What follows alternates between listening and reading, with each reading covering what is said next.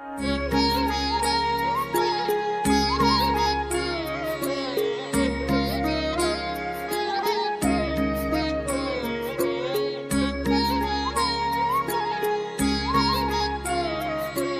Capital భక్తి టీవీకి స్వాగతం, సుస్వాగతం.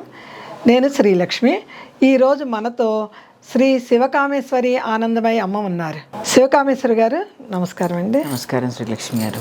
మనము అమ్మవారి గురించి వివరించుకుంటున్నాం కదండి. అవును. శ్రీమాతలో ఇన్ని బీజాక్షరాలు, ఇన్ని ఉపనిషత్తులు ఉన్నాయని చెప్పారు. చాలా చాలా సంతోషం అండి. మాకు తెలియకుండానే బీజాక్షరాలు చదువుతున్నాము, ఉపనిషత్తులు చదువుతున్నాము అని భావించుకుంటున్నాను నేనైతే. అవునండి, అవును. నేనైతే లలితా సహస్రనామాలు చదువుతూ ఉంటారండి, అందరూ చదువుతూ ఉంటాం. ఈ నాటి కాలంలో మహిళలందరికీ లలితా సహస్రనామాలు పఠనం చేయాలి, భక్తిగా చేసుకోవాలని చాలా కోరికగా ఉందండి. గురువు ఉపదేశం లేకుండా చెయ్యవచ్చా? కంపల్సరీ గురువు ఉపదేశంతోనే చెయ్యాలా? ఈ మీమాంసలో చాలామంది నలిగిపోతున్నారండి. మీరేం చెప్తారు ఈ ప్రశ్నకి? తెలియజేస్తాను. నమస్కారం శ్రీలక్ష్మి గారు. అందరికీ శ్రీమాత్రే నమః. మీరు ఇందాక చెప్పారు ఉపనిషత్తులు కూడా చదువుతున్నాను. ఉపనిషత్తులతో పాటు ఆ పరబ్రహ్మ గురించే తెలుసుకుంటున్నాను లలితా సహస్రనామం. అందుకే దాన్ని రహస్య విద్య అన్నారు, లలితా సహస్రనామాన్ని. అవునండి, రహస్య సహస్రనామ స్తోత్రం. రహస్య విద్య అంటే ఎవరు చదవకూడదని అర్థం కాదు. ఇప్పుడు మీరు అడిగిన ప్రశ్నకు కూడా సమాధానం అదే. ఎవరు చదవకూడదని కాదు, తెలుసుకొని చదవమని అర్థం. లోపల ఇంత రహస్యంగా నిగూఢంగా ఉంచారు ఉపనిషత్తులు, బీజాక్షరాలు అన్ని. ఇప్పుడు చిదంబరం రహస్యం అంటూ ఉంటారు. చిదంబరం వెళ్ళి చిన్న కన్నంలోంచి ఏదో చూసి వస్తూ ఉంటాం మనం. అవునండి. అక్కడికి వెళ్ళాలని చాలా జిజ్ఞాస ఉంటుంది. చిదంబర రహస్యం ఏముంది అక్కడ, ఏముంది అక్కడ అంటే ఇంతవరకు ఎవరు చెప్పలేకపోతున్నారు. అవును.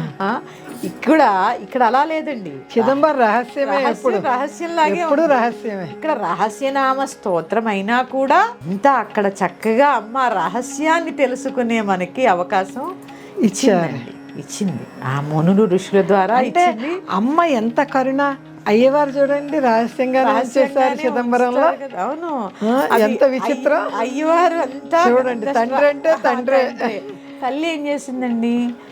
వసన్యాది వాగ్దేవతల ద్వారా రాయబడ్డ గ్రంథము అగస్త్యులు హయగ్రీవ సంవాదంలో ఋషుల ద్వారా బయటకు వచ్చి, ఇప్పుడు నేను చెప్పాను తైత్తిరీయోపనిషత్తులో వరుణుడనే మహర్షి, మనం భృగువారం అని చెప్పుకుంటాం కదా, భృగు మహర్షి ద్వారా అసలు ఈ పరబ్రహ్మము అంటే ఏముంది ఉపనిషత్తుల ద్వారా బయటికి చెప్పి, చూడండి ఎంత ఉంది ఇందులో.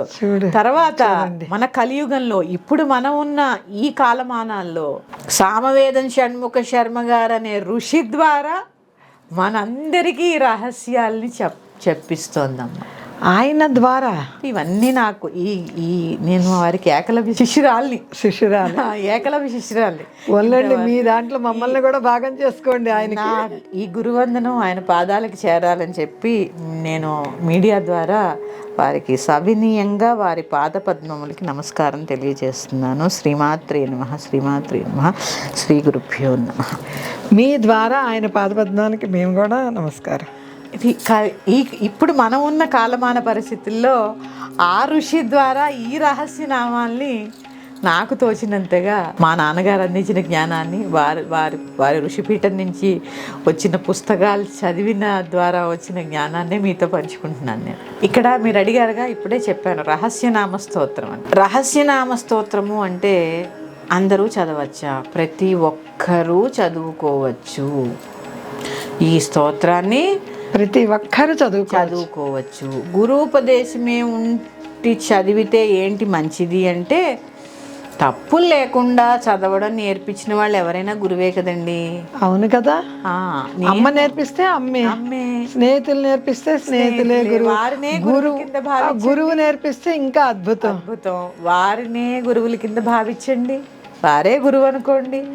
ఇక్కడ ఏమవుతుందంటే అమ్మ, నేను చెప్పాను మన ఛందస్సు గురించి. 16 అక్షరాలు 2 వాక్యాలు ఉంటాయి. అవునండి. 8 అక్షరాల కింద విడదీసినప్పుడు వచ్చే చిక్కంతా 8వ అక్షరంలో ఉంటుంది.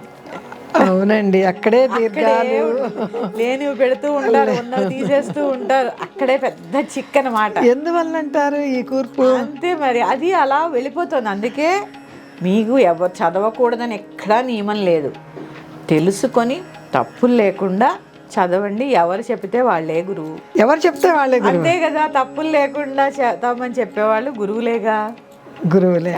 అంటే అది కూడానండి, ప్రతి ఒక్కళ్ళు నేను నన్ను చక్కగా వివరించి ఏది ఎక్కడ చదవాలి, ఎలా చదవాలి అని చెప్పినప్పుడు వాళ్ళనే గురువుల కింద భావించండి. లేదు మాకు ఎవ్వరూ తెలియదు, చాలా మంది యూట్యూబ్లో చెప్తున్నారమ్మా ఇప్పుడు, వాళ్ళ ద్వారా తెలుసుకోండి. అలా గురువు ద్వారానే ఉపదేశం పొంది చదవాలని ఎక్కడా లేదు. మళ్ళీ చెప్తున్నాను, ఎందుకంటే అమ్మ ఆవిడ అమ్మ అంటే మనం ఎన్ని తప్పులు చేసినా కడుపులో దాచుకుంటుందమ్మా. అంతే కదా. అలా అని ఎప్పుడు తప్పులే చేయడం కూడా చిరాకు వస్తుంది. ఆవిడకి కోపం వస్తుంది. అవును కదా. ఎన్ని చేసినా కడుపులో పెట్టుకుంటోందని నువ్వు తప్పులే చదివితే ఎట్లా? మాటలు వచ్చేటప్పుడు తప్పులు పలికినా ముద్దు వస్తుంది. పెద్ద అయిన తర్వాత కూడా ముద్దు మాటలు చెప్తే అది కూడా ఎందుకు, మనం బాగుపడాలని ఓ దెబ్బేస్తూ ఉంటుంది. కరెక్ట్. ఇది కూడా అంతే. ఉపదేశం లేకపోయినా అందరూ చదువుకోవచ్చు. తప్పు లేకుండా చదవడానికి ప్రయత్నం చేయండి. శ్రీమాత్రే. చాలా మంచి మాట చెప్పారండి. అందరూ నిర్భయంగా ఇంకా చదువుకోవచ్చు, భయపడకుండా చదువుకోవచ్చు. తప్పేం లేదు, చదువుకోవచ్చు. శ్రీమాత్రే నమః. శ్రీమాత్రే నమః.